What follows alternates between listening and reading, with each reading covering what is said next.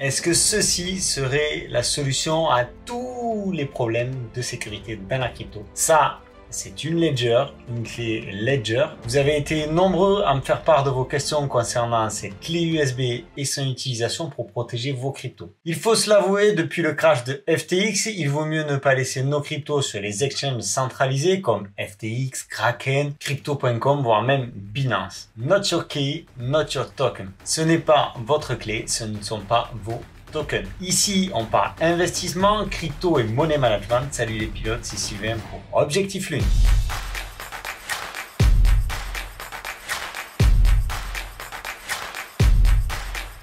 À quoi ça sert une clé Ledger? Est-ce que c'est vraiment indispensable? Quelles sont les précautions à prendre? Comment ça marche? Comment on transfère de la crypto sur une Ledger? Etc. etc. Bref, cette vidéo, ce sera un tuto complet. J'ai aussi rassemblé en fin de vidéo quelques-unes des questions les plus fréquentes. On va d'abord revenir sur quelques notions fondamentales. On va pas se lancer dans des discussions interminables. C'est pas l'objet de cette vidéo. On va juste aborder la notion de wallet. Un wallet, aussi appelé portefeuille, est un programme qui vous permet de gérer vos crypto-monnaies. On peut séparer l'ensemble des portefeuilles en deux grandes catégories. Les hot wallets d'un côté et les cold wallets de l'autre. Ce qui les différencie, c'est qu'un hot wallet ou portefeuille chaud sera directement connecté à Internet lors de son utilisation, tandis qu'un cold wallet, portefeuille froid, lui ne sera pas connecté à Internet. Ce qui permet au cold wallet d'offrir une sécurité maximale. C'est pour cela qu'il est recommandé d'utiliser un cold wallet pour conserver de gros montants en crypto-monnaie et plus globalement pour conserver de la crypto sur des durées assez longues. Les clés Ledger, Trésor ou SafePal sont toutes des cold wallets. Notez qu'on peut aussi les appeler hardware wallet ou wallet physique parce qu'on a quelque chose entre les mains, mais pas nos cryptos. Enfin, nos cryptos, elles sont pas là-dedans.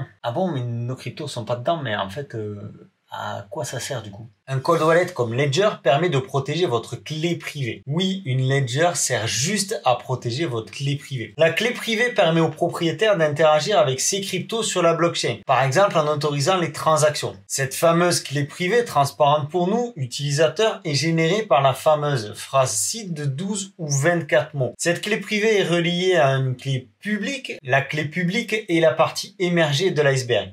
Elle est créée de manière unidirectionnelle à partir de la clé privée. C'est-à-dire qu'on peut connaître la clé publique à partir de la clé privée, mais pas à l'inverse. Les clés privées et publiques de chaque wallet interviennent dans les signatures de toute transaction. L'utilisateur signe, valide la transaction avec la clé privée et comme les deux sont reliés, la clé publique est visée par les validateurs du réseau et donc la transaction est autorisée en toute sécurité. Pourquoi je vous parle de tout ça? Parce que les hardware wallets vont pouvoir créer les clés privées et publiques en dehors du réseau, sans connexion à Internet, ce qui procure une force de sécurité exceptionnelle. Votre clé privée ne sortira jamais de votre clé Ledger en fait. Tout ce que va faire la Ledger, c'est d'autoriser les transactions. Et la bonne nouvelle, c'est que cela reste simple et rapide pour l'utilisateur, que ce soit de Ledger, Trésor ou autre. Quelques précautions importantes à prendre en compte avant d'utiliser votre Ledger. Là, on rentre en mode psychose complet.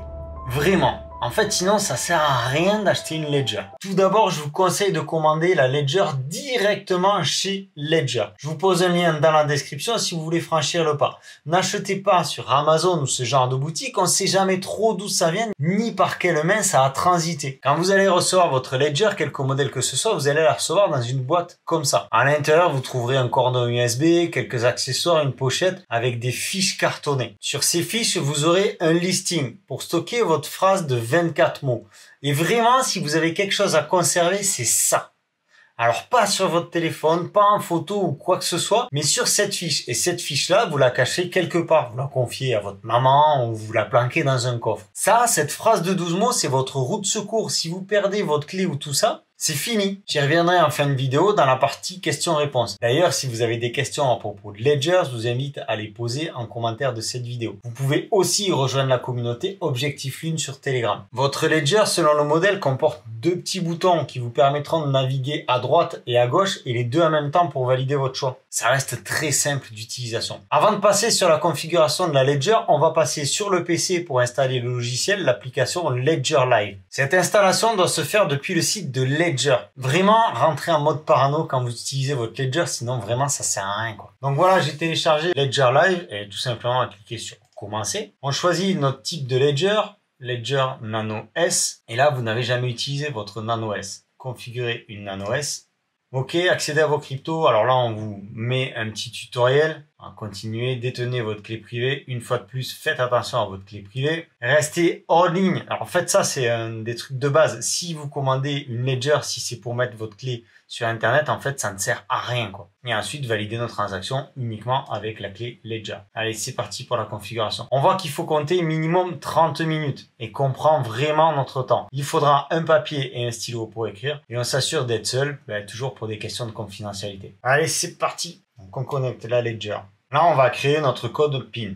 Comme je vous le disais, on doit naviguer à droite, à gauche. Ok, ok, ok.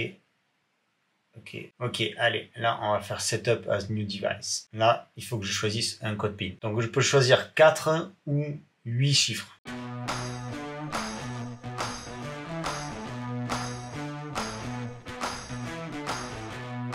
A few moments later. Ok, il faut que je confirme le PIN.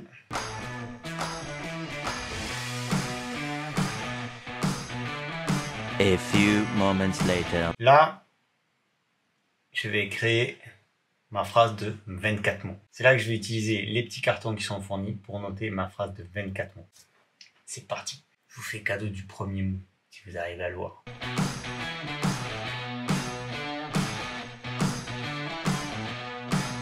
A few moments later. Une fois que c'est fait, on va me demander de vérifier ma phrase de 24 mots.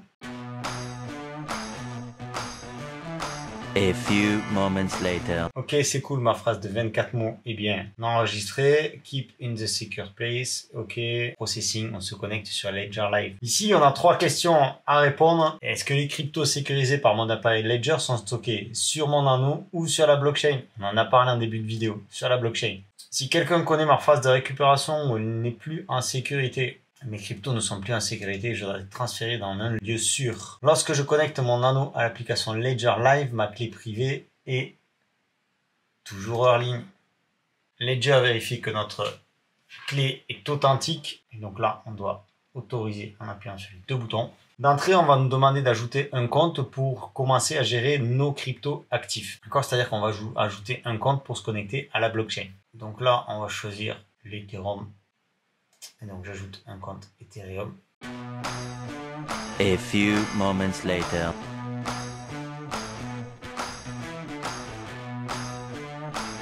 Ici sur l'application Ledger, on va pouvoir voir un petit peu le marché des cryptos. Ok, ici donc justement nos différents comptes. Ok, donc un compte Ethereum 1. Ici, on a plusieurs applications qui vont nous permettre soit de faire du stacking depuis notre clé Ledger. Ici, on va pouvoir envoyer de la crypto et on va pouvoir aussi en recevoir. On va pouvoir en acheter, en swapper. Il y a une carte qui pour l'instant n'est disponible que en Angleterre, mais qui devrait bientôt débarquer en France. Et ici, on a notre Ledger avec toute sa configuration. Donc ici, sur ma Ledger, on voit que j'ai bien installé l'application Ethereum qui va nous permettre de travailler avec l'Ethereum, envoyer et recevoir tout ce qui est ERC20. On a aussi l'application Bitcoin et vous voyez, j'ai une Ledger Nano S qui est un petit peu limitée en capacité, qui a 138 kilooctets de capacité. Et ici, j'ai déjà utilisé 50 kilooctets. Donc, si j'installe le Bitcoin derrière, j'aurai plus beaucoup de place pour le reste. Mais pas de panique, en fait. Quand vous avez installé une application, c'est simplement pour faire des échanges et pour faire des envois et de la réception de crypto-monnaies. Mais comme ça, c'est stocké sur la blockchain, vous pouvez supprimer l'application. Vos fonds, eux, restent toujours à l'intérieur de votre wallet, en fait, sur la blockchain. En fait, c'est très simple. Si on veut supprimer un compte, on vient simplement sur la section compte. On fait ici un bouton droit, modifier le compte. Ici, je peux tout à fait le retirer du portefeuille. Et c'est ce que nous explique Ledger. Cela n'a pas d'effet sur vos crypto-actifs. Vous pouvez de nouveau ajouter vos comptes existants. Donc, en fait, c'est vraiment uniquement pour, on va dire, désactiver l'affichage sur la Ledger.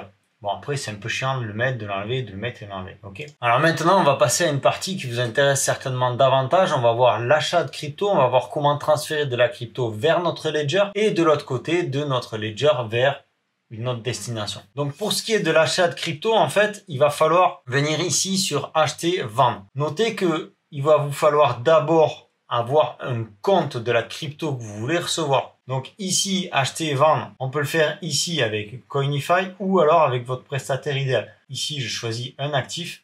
Alors, je vais retomber sur l'Ethereum. Pourquoi? Parce que j'ai installé le portefeuille, le compte Ethereum. Ici, je fais acheter avec Coinify. Je saisis mon montant. Je fais buy now.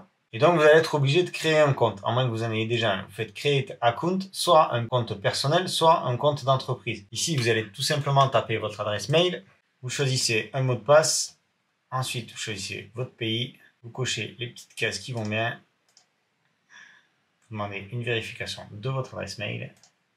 Et donc là, en fait, vous allez avoir la possibilité d'acheter soit par Visa, soit par virement SEPA. La seule chose qui différencie Visa du virement SEPA, c'est la garantie du cours en fait de la crypto que vous allez acheter. Là, on voit que le cours est garanti pendant encore 14 minutes.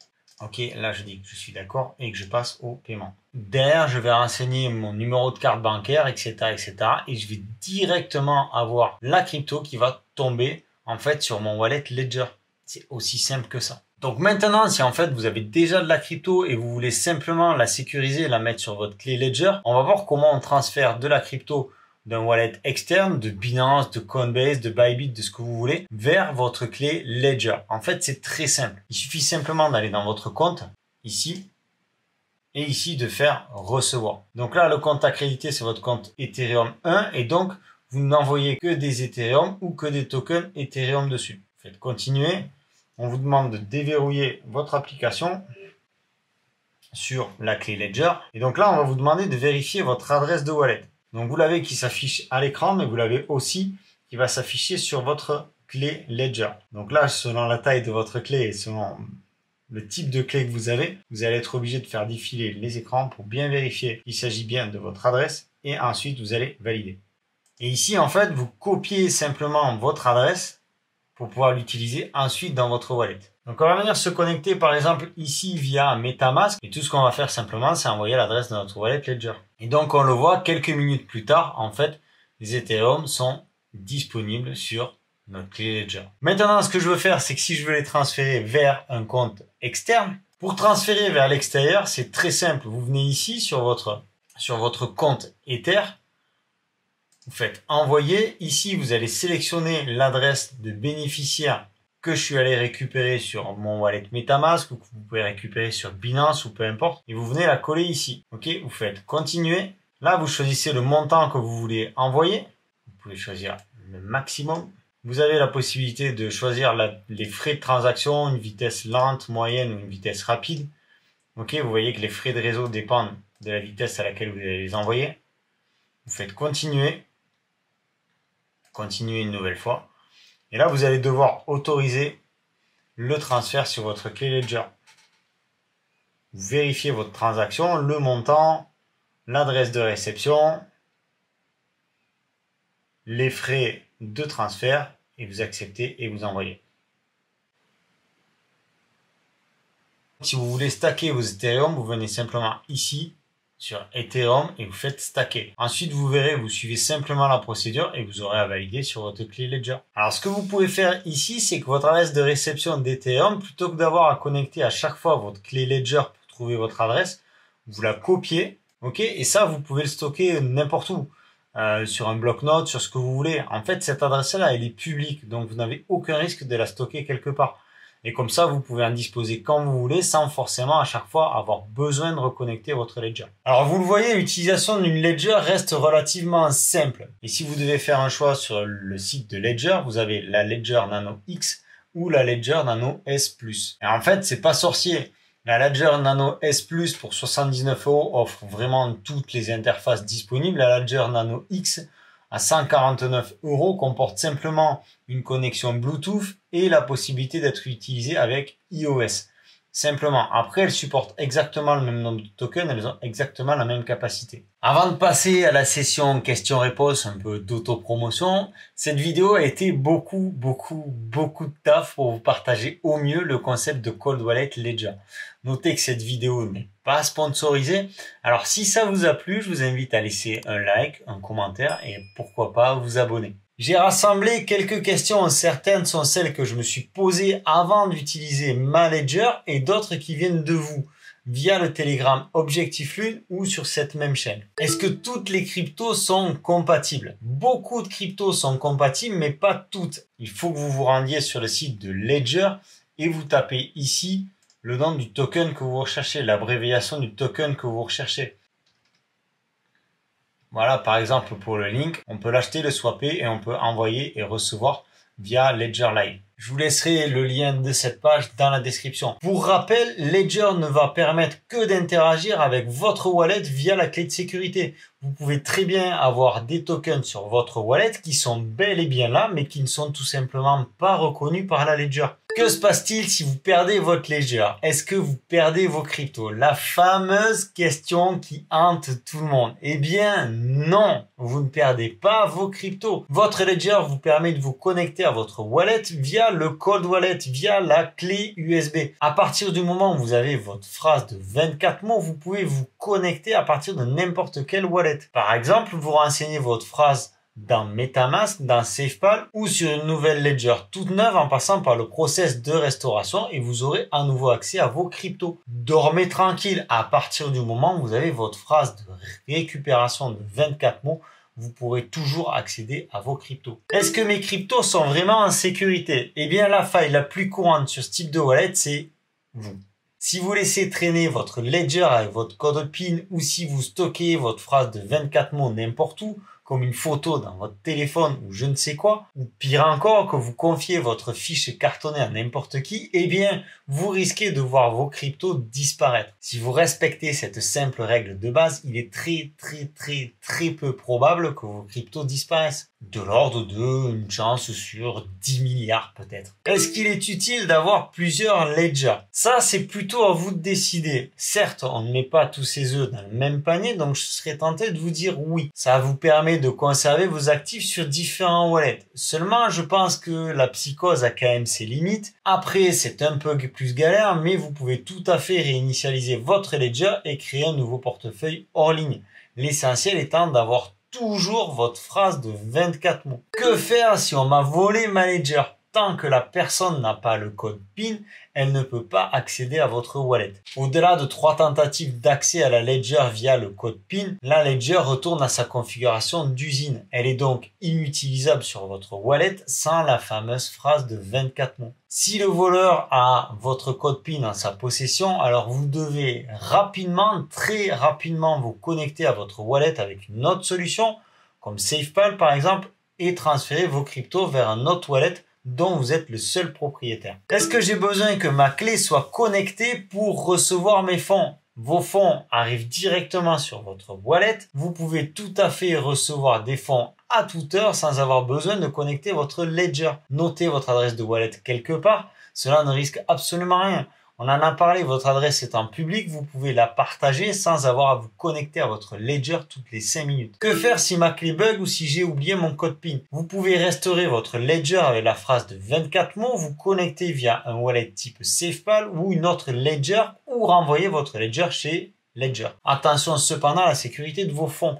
Je vous conseille de vous connecter via un autre wallet ou une autre Ledger et de transférer vos fonds avant de la renvoyer. Comment suivre l'évolution de mon portefeuille Ledger? Alors, soit vous connectez votre Ledger à votre portefeuille Ledger Live, soit vous ne voulez pas sortir votre Ledger et vous pouvez vous constituer un portfolio sur CoinMarketCap par exemple. Ce qui vous permet de laisser votre Ledger en lieu sûr et de continuer à suivre l'évolution de vos investissements. Ce sont les questions les plus fréquentes. Si vous en avez d'autres, je vous invite à les poser en commentaire de cette vidéo ou en rejoignant le Telegram de la communauté Objectif Lune. Je vous laisse le lien en description. Si les questions sont pertinentes et suffisamment nombreuses, je ne manquerai pas de vous faire une nouvelle vidéo à ce sujet. Vous connaissez maintenant le fonctionnement global d'une clé Ledger. Vous savez comment sécuriser efficacement vos cryptos en dehors des exchanges, ce qui vous permet de rester maître de vos fonds. Abonnez-vous, laissez un pouce bleu, ça favorise la visibilité de la chaîne. Je vous donne rendez-vous dans une prochaine vidéo. C'était Sylvain pour Objectif Lune. Je vous souhaite une excellente continuation et à très bientôt. Ciao!